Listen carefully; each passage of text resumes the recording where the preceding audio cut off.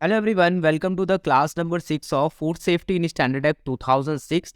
तो ये हमारी क्लास नंबर 6 है हमारी फूड लॉ की, यानी कि food safety in standard act 2006 की।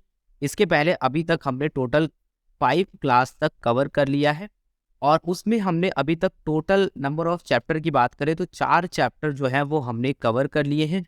आज की क्लास में हम चैप्टर नंबर 5 को डिस्कस करेंगे अपने फूड सेफ्टी स्टैंडर्ड एक्ट के, और ये हमारी क्लास नंबर 6 रहने वाली है। ठीक है, तो इस पर्टिकुलर चैप्टर में आपको देखने को मिलेगा कि अभी तक आपने देखा, जैसे कि हमने जो डिस्कस किया वो टोटल नंबर ऑफ सेक्शंस जो हमने कवर किए 24 सेक्शन अभी तक हमने कवर कर लिए हैं। आज की जो हमारी क्लास है इसमें एक ही सेक्शन है, सेक्शन नंबर 25 है।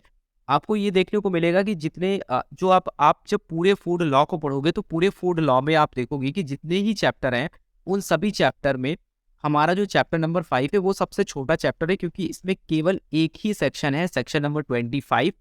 और उस चैप्टर की अगर हम बात करते हैं तो यहाँ पर जो चैप्टर नेम है वो टाइटल क्या है, प्रोविजंस रिलेटिंग टू इम्पोर्ट। ठीक है, तो इम्पोर्ट को लेकर के यहाँ पर स्पेशली बात करी जा रही है। तो आपको ये पता होना चाहिए इम्पोर्ट को लेकर के किस पर्टिकुलर चैप्टर में बात करी गई है। तो चैप्टर नंबर 5 में बात करी गई है फूड सेफ्टी स्टैंडर्ड एक्ट के। ठीक है, तो यहाँ पर कुछ प्रोविजंस दिए गए हैं स्पेशली इंपोर्ट्स को लेकर के। ठीक है, जब भी हम किसी भी आर्टिकल ऑफ फूड को इंपोर्ट करते हैं किसी भी डिफरेंट कंट्री से, तो हमारे पास में कई सारे मीडियम हो सकते हैं। हम या तो बाई एयर कर सकते हैं, या तो वाटर के थ्रू कर सकते हैं, या फिर बाई रोड हम उसको कर सकते हैं। ठीक है, तो 3 ही रास्ते होते हैं जिनके द्वारा हम किसी भी आर्टिकल ऑफ फूड को अपनी कंट्री में इंपोर्ट कर सकते हैं। ठीक है, तो वहां पर इंपोर्ट को लेकर के कुछ प्रोविजंस दिए गए हैं इस पर्टिकुलर चैप्टर में, जिसके बारे में इस पर्टिकुलर सेशन में देखेंगे। ठीक है, तो यहाँ पर जो हमारा चैप्टर नंबर 5 है उसमें एक सेक्शन है, सेक्शन नंबर 25, जिसमें आपको देखने को मिलेगा all imports of article of food to be subject to this act. ठीक है,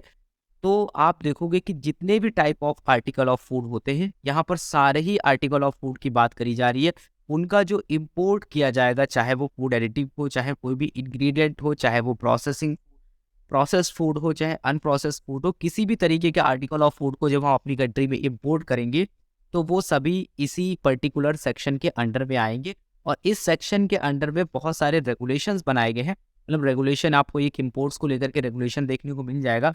उस रेगुलेशन में भी कुछ इंपॉर्टेंट सेक्शंस दिए गए हैं, वो सब इसी पर्टिकुलर चैप्टर से रिलेटेड होंगे। ठीक है, तो यहाँ पर जब आप देखोगे इस सेक्शन नंबर 25 में आप देखोगे टोटल 1 और 2, टोटल 2 सब सेक्शन आपको देखने को मिलेंगे। तो यहाँ पर जो टाइटल है इसका सेक्शन नंबर 25 का क्या है, all imports of article of food to be subject to this act. ठीक है, तो यहाँ पर देखो क्या मेंशन किया गया है सबसेक्शन 1 में, no person shall imports into India. ठीक है, मतलब कोई भी पर्सन इंपोर्ट नहीं कर सकता है इंडिया में। वो कौन कौन सी चीजें हैं, एक तो वो यहाँ पर एनी अनसेफ, किसी भी अनसेफ या फिर मिस ब्रांडेड या फिर सब स्टैंडर्ड और फूड जिसमें कि एक्सट्रानियस मैटर देखने को मिलता है, उनमें से किसी को भी कोई भी पर्सन कंट्री में इंपोर्ट नहीं कर सकता है, इंडिया में इंपोर्ट नहीं कर सकता है।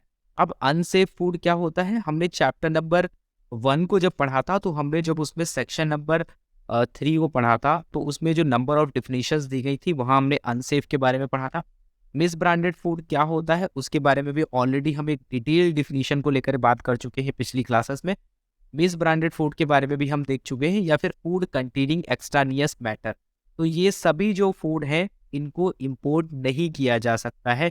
ये सेक्शन नंबर 25 का सब सेक्शन नंबर 1 और क्लॉज नंबर 1 बोलता है। ठीक है, उसके बाद में देखो यहाँ पर लिखा गया है कि any article of food for the import of which a license is required under any act or rules and regulation except in accordance with the condition of the license।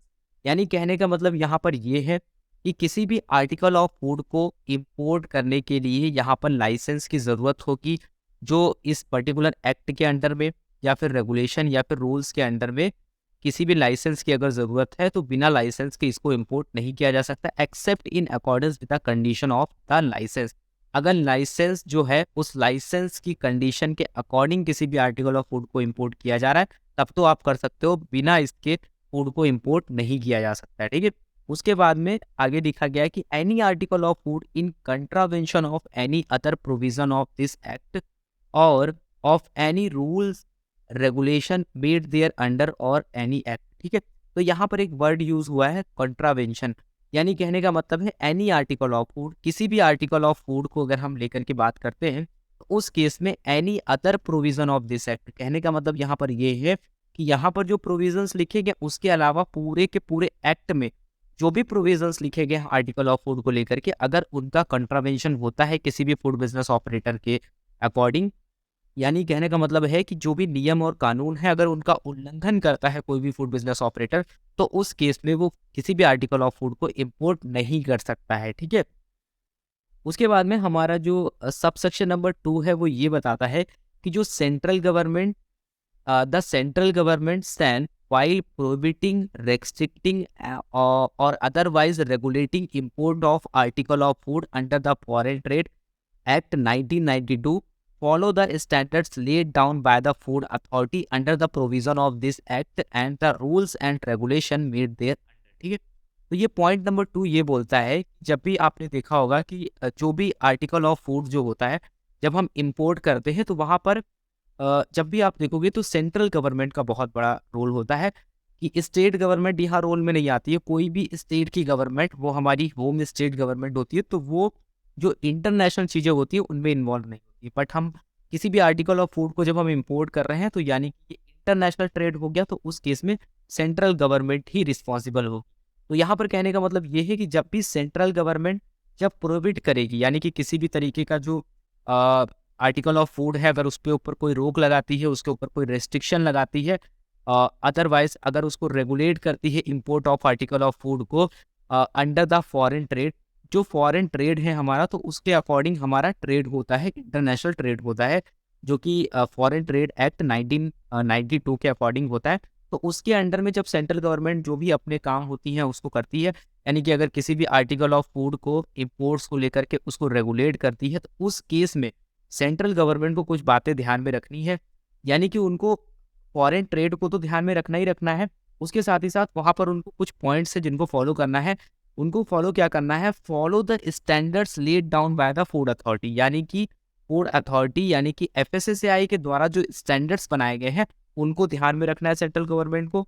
उसके अकॉर्डिंग यहाँ पर उनको ये भी देखना है कि जो स्टैंडर्ड्स फूड अथॉरिटी ने बनाए हैं इंडिया में हमारी कंट्री के लिए, उन स्टैंडर्ड्स के अकॉर्डिंग जो फूड इंपोर्ट हो रहा है वो इस क्राइटेरिया को फुलफिल करता है या नहीं करता है। ठीक है, यानी कि उनको ये सारी चीज़ें देखनी होगी। तो फूड अथॉरिटी के द्वारा जो भी स्टैंडर्ड्स बनाए गए हैं उन सभी को यहाँ पर सेंट्रल गवर्नमेंट को देखना होगा, उनको फॉलो करना होगा। ठीक है, तो अभी तक आपने देखा यहाँ पर सबसेक्शन नंबर 1 सबसेक्शन नंबर 2 इन दोनों को आपने देख लिया, और यहाँ पर बेसिकली जो बात हो रही है वो इम्पोर्ट को लेकर के हो रही है। ठीक है, और डिटेल में पढ़ने के लिए आप इंपोर्ट्स को लेकर के एक रेगुलेशन बनाया है सेंट्रल गवर्नमेंट ने, यानी कि फूड अथॉरिटी ने, उसको आप पढ़ सकते हो, बट डायरेक्टली उस बारे में आपके सिलेबस में नहीं मेंशन किया गया है, तो आपको उसको पढ़ने की ज़रूरत नहीं है। बाकी थोड़े बहुत प्रोविजंस हैं, आप उनको देख सकते हो, जस्ट एक रीडिंग कर सकते हो जिससे आपको एक आइडिया लग जाए।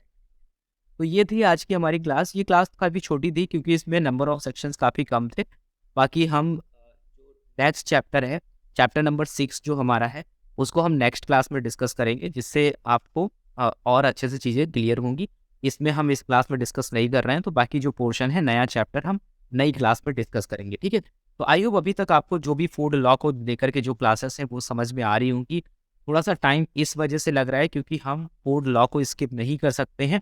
अगर मैं आपको थोड़ा सा जल्दी में पढ़ाऊँगा तो शायद आपको इतनी ज़्यादा चीज़ें क्लियर नहीं होंगी, बट कहीं ना कहीं फूड लॉ बहुत इंपॉर्टेंट है।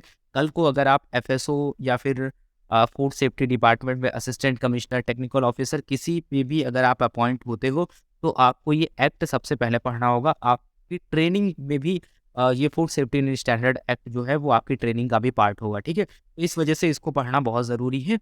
तो तब तक के लिए थैंक यू और हैव अ नाइस डे, और मिलते हैं नेक्स्ट क्लास में चैप्टर नंबर 6 के साथ।